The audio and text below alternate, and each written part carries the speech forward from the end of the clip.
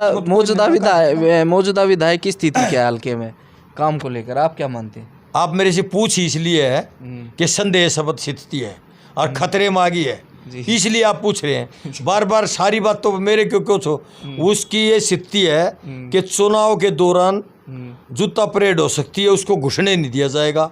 झूठ के ट्रक खाली कर रखे। आगे ही फितरत है, आंखों में धूल झोंक के पिता पुत्र की आंखों में धूल झोंक गया। वह तो धमकी भी दे रहा था, बाहर खड़ा खड़ा गुड़िया में टिकट दे दिया, तो मैं इनकी बाइट ले रहा हूँ, मैं कैसेट ले रहा हूँ, मैंने वीडियो बना रखी है, चैनलों में चलवा दूंगा और फांसी खा लूंगा, यहाँ तक कह सुना। और सार्वजनिक गेट पर कह रहा था, दरवाजे पर कह रहा था। ये भी बोला कि मैं तो ब्राह्मण कोटे की टिकट लेके आता हूँ। क्या आप इस तरह से टिकट लेके आए थे क्या कभी? वो तो प्रियंका गांधी ने भी फ्रेंड बताओ ही बता का किया जमार तो बता, मैंने तो सुना नहीं कभी ये। वो कह हेलो का आ गया फोन आओ, जब बिनू का दे प्रियंका का फोन आ गया, मेरा किसका प्रियंका के नाम तो दर्ज कर तो जरूर को बताओ कार्यकर्ता मन ने भी ना सुनी।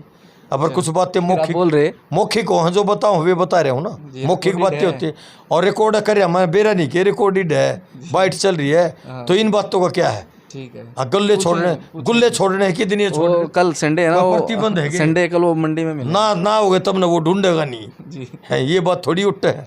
हमने तो काम कितने के होने, काम पे आ जाओ चलो। एक ईट भी कि तो मोरी की भी लगाई हो तो नाम आप बता दो, आप भी पत्रकार हो, पूरे एरिया में आप घूमो, जितने काम हरियाणा में घूमो, ये बात हम बोल सकते हैं। आप हरियाणा में घूमो हो, क्या बोल सकते हो आप? अगर जो आपके कार्यकाल में काम हुए कांग्रेस के काल जब आपका राज था, तो बहुत ज़्यादा सुधार और विकास कार्य हुए हैं, ये जनता भी मानती है, वो तो सब जानते हैं। उसके अपेक्षा वो आपसे काफ़ी कम है काम में, तो वो नहीं कहीं है ही नहीं। हाँ, 1% बता दो ना, आप बता दो, सिर्फ 1% बता दो। हाँ, 100, लेकिन उसका श्रेय सारा भूपेंद्र और दीपेंद्र को दे दिया, ले लो। लेकिन मैं भी तो क्या रहता था, मन ने भी क्या क्या कीमत चुकता करी, एक टांग पर खड़ा रहता चमचागिरी में, रात दिन मेरे हल्के का भला हो जाए। चमचागिरी नेतागिरी सारे रिकॉर्ड तोड़े, मैंने चमचा वोट लेने में भी रिकॉर्ड तोड़े थे, चमचागिरी के भी रिकॉर्ड तोड़े। मैं जो बोलूँ वो अंदर तो बोलूँ, स्पष्टवादी आदमी हूँ मैं, और पारदर्शी राजनीति करी है मैंने। और मैं ये भी चौपाड़ में जाकर बूझ सकूं कि अभी मैं सन 1991 में सरपंच बना था, जब से आज तक मेरे नाम तक कौन कर गया मन ना भेरा, मुख्यमंत्री के नाम तो भी कर्जा है, 68,000 में भी कई दुकान खुल रही थी, बादल हल्के में भी कई, पूरी होने दो मेरी बात, कई दुकान खुल रही थी। लेकिन मैं हर गाँव की चौपाड़ में अपने मतदाताओं से, अपने भाइयों से, अपने परिवार के सदस्यों से ये पूछ सकता हूँ कि सरपंची के कार्यकाल से लेकर आज तक आपने आशीर्वाद दिया है, हो सके बहुत से भाइयों की शिकायत हो, अगर मैंने कोशिश करी हो उनका काम रहना चाहिए हो, लेकिन अगर कोई ये कह दे अगर मेरा काम तो हो गया, नरेश प्रधान ने एक गिलास पानी पिया, तो उसके बाद में वहीं से राजनीति से संन्यास लेकर और उतर का आ जाऊंगा और राजनीति की बात नहीं करूंगा। ज़्यादा लंबी हो जाएगी। प्रधान जी, आखिरी सवाल ये है,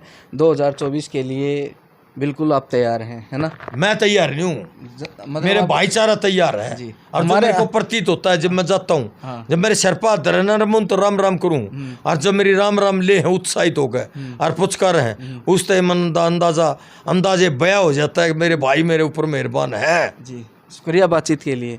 तो ये थे मेरे साथ 2 बार विधायक रहे कांग्रेस पार्टी, एक बार निर्दलीय काफ़ी बहुमत से जीत के आए, फिर कांग्रेस सरकार में आए, और एक कहा जाता है कि इनके कार्यकाल में जो इनके पास आया वो कभी खाली नहीं गया, ये जनता कहती है, हम नहीं।